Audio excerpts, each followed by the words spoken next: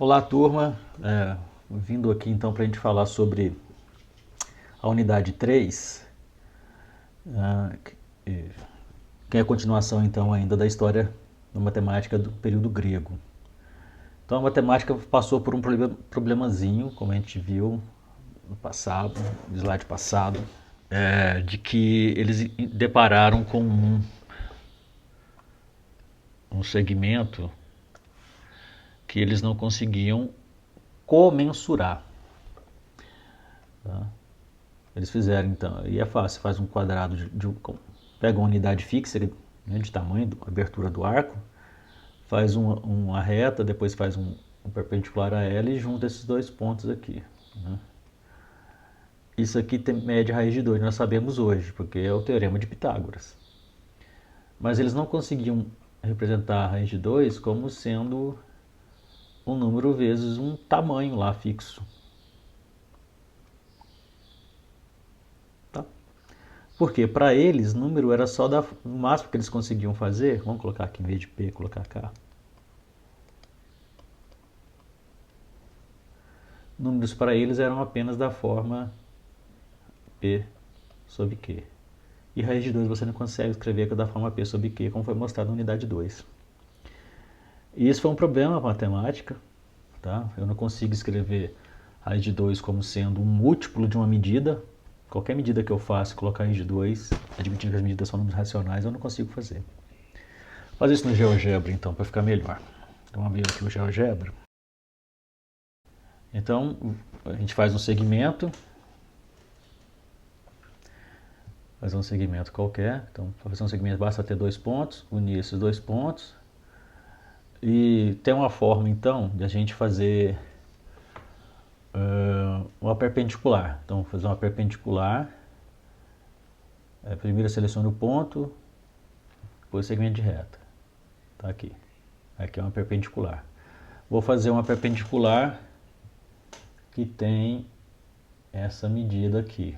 Abro o compasso, acha esse ponto de interseção. Vou marcar esse ponto de interseção. Marco esse ponto de interseção aqui. Pronto. Esse aqui mede um valor, aqui mede outro valor. Tá ok? Aí eu vou unir esses dois pontos. Unir esse ponto com esse. Tá aí? Se eu medir agora, vamos fazer uma medida só para... Essa medida aqui vai ser...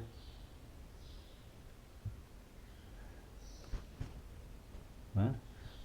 Vamos medir essa aqui também para a gente ter uma ideia. Aqui é 4. Aqui é 4, então aqui dá...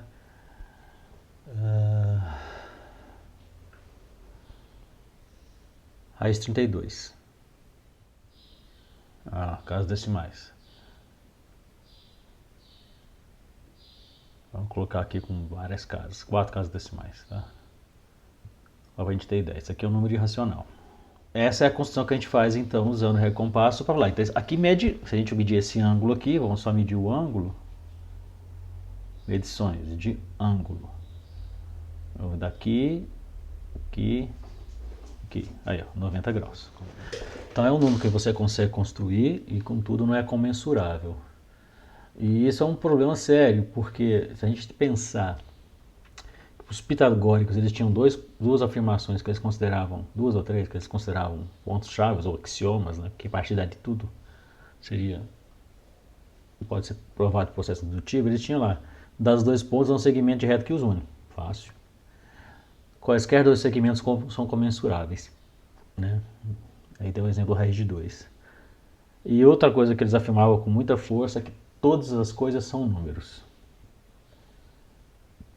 E aí quando esse negócio do comensurável aqui veio por baixo, se mostrou, então veio por baixo toda a teoria deles e não tinham como sair dessa encruzilhada com as suposições que eles tinham. Então, tem essa atividade aqui que é bom a gente ler, teve pessoas, né, o Zenão foi um deles, que tentou refutar que era impossível existir esses tais números, apesar de eles existirem. Então é interessante a gente ver os paradoxos de Zenon, ou Zenão, como eles traduziram aqui para o português de Portugal. Ele propôs dois paradoxos, o paradoxos de alcançar a porta e depois esse o mais conhecido, que é o paradoxo da tartaruga e do coelho. Deu uma lidinha nesses paradoxos e tal. Hoje o infinito está bem arraigado na nossa cultura matemática, tá? A gente trabalha muito com limites, derivadas, integrados, e todas essas propriedades de funções têm como pano de fundo infinitésimos, infinitos pequenos, né? Que é o caso raiz de 2. Ele não é comensurável porque sempre você consegue um próximo numa próxima casa após a vírgula, né? Aí Eudoxo, que esse que é o interessante, ele propôs a solução para o problema, tá? E foi fundamental para Euclides quando Euclides propôs os seus elementos. Então ele trabalha com comparação de medidas, ok? Eu não consigo comparar áreas com comprimento. E a partir disso, então, define-se a teoria A está para B ou C está para D, que é a definição dos racionais que a gente usa hoje, tá? Então a atividade até interessante de fazer é essa aqui, 1 raiz de 2 igual a raiz de 2 sobre 2. Eu vou mostrar que 1 está para 2, assim como a raiz de 2 está para a raiz de 2. Bom, e tem uma atividade aqui para vocês fazerem, para mostrar que